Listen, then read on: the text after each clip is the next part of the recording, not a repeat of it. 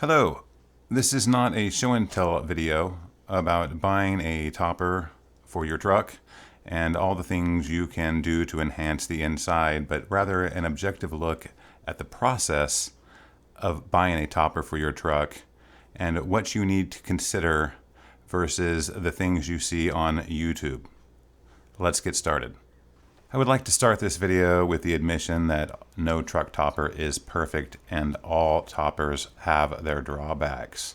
However, after doing much research and asking a lot of people who have been in the business for quite a while, I have found, in my opinion, that A.R.E makes the best toppers. So today we are using A.R.E as the topper reference. So the truck we're working with is a 2007 Chevy Silverado with a 6.5 foot bed.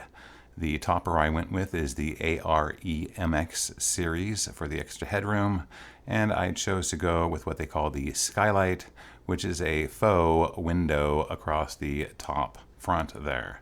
It is not a window at all, but it does complete the look. I chose the trimless series and had the headliner installed to reduce condensation.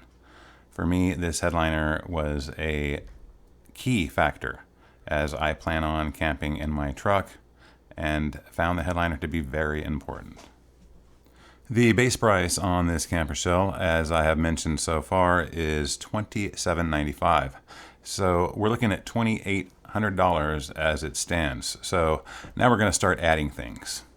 It is extremely important that you are very honest with yourself from here on out and carefully ask yourself what you need and what you want, because it is going to get very expensive very fast. Your first need, in my opinion, is the ability to clean the window that sits right behind your head. If you cannot open this window or access it, over the years it will get dirtier and dirtier. Remember, this is the camper shell that will sit on the back of your truck probably for the rest of your truck's life.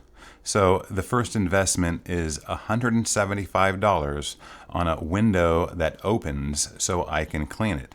This also allows airflow. The next necessity, in my opinion, is the ability to open the back of your topper with one hand so that you can hold something in your other hand and still open the door. This is called a single handle opening. This costs $175. It is a must, in my opinion. Now let's move on to windows. The MX series comes with 50/50 sliding windows. They come pre-tinted with a cool screen so you can get some airflow. However, it is very tempting to add the ever popular wind doors that we have all seen. Wind doors, my friends, are $350 each as an option. That's $700 for 2 windows added to your topper. Advice: wind doors leak. At 70 miles an hour, the water will leak through the seal of the wind doors, from what I understand. Remember, this camper shell is going to be on the back of your truck, probably for the rest of your truck's life. Will the wind doors last that long? Do you need wind doors? Individuals in the construction business with lots of gear in the back of their rig may find wind doors indispensable. However, for my purposes of camping, I don't need wind doors to grab a pillow out of the back. So I have opted to save my money and put it elsewhere than wind doors. If you're wondering where I allocated those funds, it would be towards the Yakima roof rack. The Yakima roof rack I found to be indispensable. As time goes on, this will allow me to expand the camper shell in any way I choose. The Yakima roof rack is $699, and that is a deal when you buy it from the factory. And of course, you also receive the added benefit of having a professional factory install. Well, how about some lights? Do I need lights? Well, rack lights for your average shell are about $200. The small LED lights are a bit less, but I don't need lights. By choosing the inside liner, I am able to attach any Velcro items I choose. So my LED lights can easily be purchased third party and Velcro to the ceiling or the walls, wherever I choose. At this point, I have added $1,050 to the base price of my topper, which was approximately $2,800. I am through adding options as I am pretty well satisfied with what I have on the shell as it is.